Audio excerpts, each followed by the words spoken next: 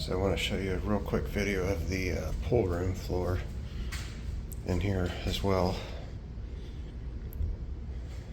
Get down lower and show you it looks like somebody's tried to nail down the floating floor in some spots. Other spots are just the whole room's like this. Other spots they've tried to fill the cracks in with glue right here. One there.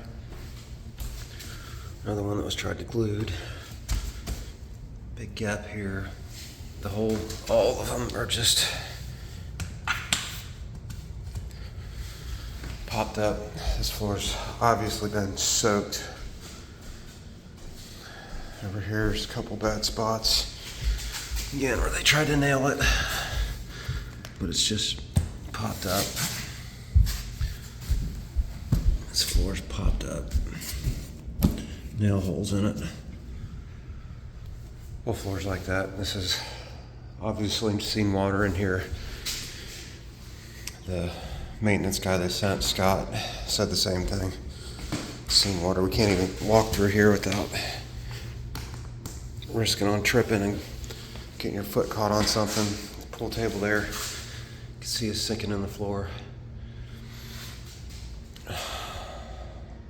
Another issue with a part of the house we haven't been able to use.